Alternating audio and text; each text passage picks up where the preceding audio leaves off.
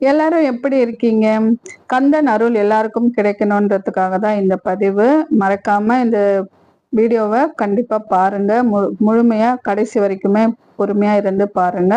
அப்போதான் நான் சொல்ற விஷயம் உங்களுக்கு கண்டிப்பா புரியுங்க. தைப்பூச விரதம் கிட்ட வருதுங்க. அதாவது பிப்ரவரி 11ஆம் தேதி தான் தைப்பூச விரதம் தைப்பூச விரதம் முடியுது. அன்னைக்கு தான் தைப்பூச விரதமும் கூட. அதாவது 48 நாட்கள், 11 நாட்கள், 9 நாட்கள், 21 நாட்கள் இந்த மாதிரி எங்களால செய்யவே முடியலங்க அப்படின்னு சொல்லிட்டு நிறைய பேர் இருப்பாங்க இல்லையா? அவங்களுக்கான பதிவு தான். என்னன்னு பார்த்தீங்கன்னா, அருமையான இந்த ஜனவரி 6ஆம் தேதியிலிருந்து நம்மளுக்கு தைப்பூசம் அன்னைக்கு கரெக்டா உங்களுக்கு 6 நாட்கள் வருங்க. இந்த 6 நாட்களையும் மறக்காம மிஸ் பண்ணிடாதீங்க. இந்த 6 நாட்களும் ரொம்பவே விசேஷமா கருதப்படுது.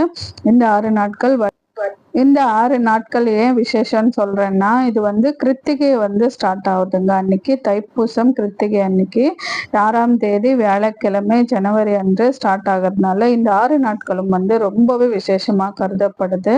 அந்த தைப்பூசம் அன்னைக்கு ஒரு நாளும் விரதம் இருக்கிறவங்க இருக்கலாங்க. அது மாதிரி இந்த 6 நாட்களும் ரொம்ப விசேஷமாகவும் கருதப்படுறதால இதை யாரும் மிஸ் பண்ணாம யாரெல்லாம் விரதம் இருக்கிறோம்னு நினைக்கிறீங்களோ அவங்க இந்த விஷயத்த நீங்க கடைபிடிச்சிட்டு வரலாங்க. அதுக்காக தான் நான் முன்னாடியே உங்களுக்கு இந்த வீடியோ பதிவு போடுறேங்க.